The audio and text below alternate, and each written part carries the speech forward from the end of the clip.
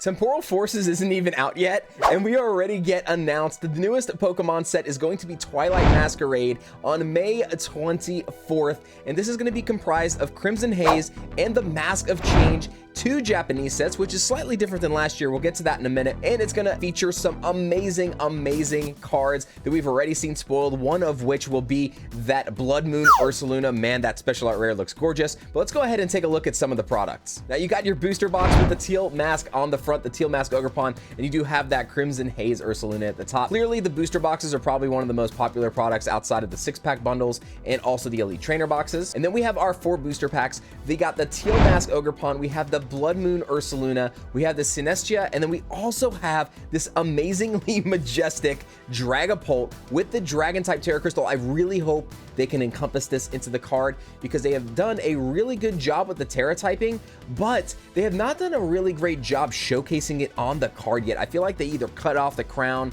or something like that. I really hope that they can encompass the whole thing in some kind of artwork and really get that whole dynamic, because it does make a big difference when it comes to the card game compared to the video game. I do think that they are kind of lacking in that department. Most of the Terra type Pokemon in the card game don't look that great just yet. And then we also have the Elite Trainer box with the teal mask Ogerpon on the front. Now, you're still going to get your normal stuff inside these. You are going to get 9 booster packs. You're going to get your Brick of Energy, your dice, your markers, your sleeves, and we do not know what the spoiled art rare card is going to be in this yet. So normally we get a promo. You're going to get a stamp promo if you get it from Pokemon Center, or a non-stamp promo if you get a regular Elite Trainer box. You will get both in the one from Pokemon Center, but we do not know what that art rare is yet, so keep an eye out on that for a later date. We have our 2 different 3-pack blister promos. We got the 3-pack blister with the Reverum, and then we also have the 3-pack blister with the Snorlax. I love the artwork on this Snorlax though, I love it.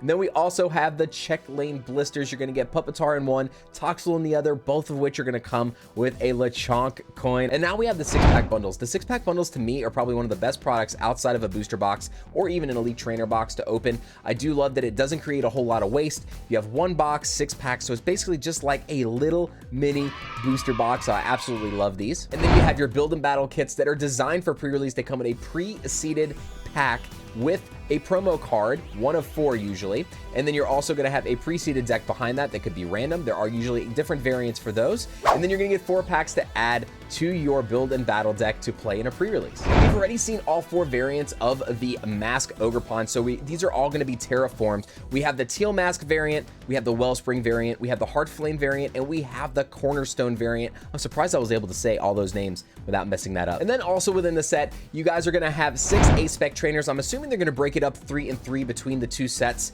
Now, Crimson Haze is a little bit smaller than the Mask of Change. Now, this is what I was talking about earlier. This time last year for Paldea Evolved, the set that we were getting is going to be much bigger. This is going to be smaller than the set we're getting last year because it is releasing sooner. They have moved up the release schedule, I do believe, so that they can make this set legal for the NAIC tournament, the big championship tournament that is held before Worlds. So that is a massive event every year, and I do believe they wanted to make this legal for that event because I do believe last year, or maybe the year before that or prior, it wasn't quite legal yet. So I do think that that will make a shakeup in the meta for that tournament, and I do think Pokemon is doing the right thing by making that happen. But also, I think this is going to make our summer set slightly bigger as well, because last year, if you remember, Obsidian Flames is a really small set, super easy to complete, so everybody just kind of bypassed it really quick, and it lost popularity very quick too.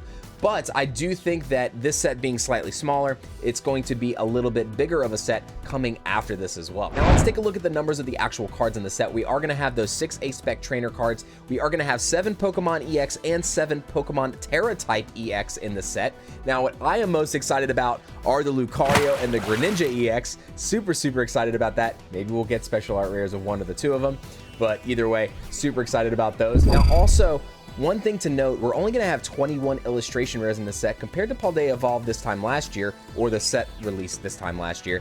It's going to be a lot smaller. We had more than 30 illustration rares in the set last year for Paldea Evolved, so I do think the set is going to be way easier to complete. Well, not way easier, but at least easier to complete than Paldea Evolved was. But that doesn't mean we have some absolutely insane illustration rares. We're going to take a look at the Infernape here and this Pinsir. Man, if these are the art rares, imagine how insane the special art rares are going to be in this set. Speaking of special illustration rares, we are only getting 11 of them. Last set, or not last set, but for Paldea Evolved, we got 26. Now that is also a very very big number difference in that slot for these packs. So keep in mind, with only 11 special illustration rares and the 21 illustration rares, I do know we have those 6 A-Spec cards, which it does seem that those are kind of taking up either a gold slot or a special illustration rare slot. So, but even then, if you separate it 3 and 3, that's still only making 14 special illustration rares on account, and then also 24 illustration rares on account. So I do think this set is going to be easier to complete compared to Paldea Evolved, but I do think a lot of the cards art-wise already are looking amazing, so I think that's going to continue as we get more spoilers for the set. And I do think already, since we've seen a lot of these cards, the A-Spec trainers and some of the other ones, they're just insanely powerful, which means a lot of these cards are probably going to see play in the meta, which is also something that helps the price hold up of a lot of these cards. I know a lot of collectors are saying, oh, well, this card's worth more, this card's worth more. What really does a good job of holding up the card's value is not only the artwork or the artist, but it's also the card itself and if it sees play in the TCG. And that makes a big difference for these standard sets and new sets that come out, because if a card is not seeing play and it's a gorgeous card, that price is really going to drop initially because players don't need 3 and 4 of them to put into their decks and stuff like that. So keep that in mind when you look up spoilers for new sets, comparing the Japanese and the English versions. Now, Japanese versions are a little bit different. We don't do a whole lot of data analysis on that when it comes to the actual cards and the value long term. But when it comes to English, if the card's really not played a ton in the English format, in the actual tournaments,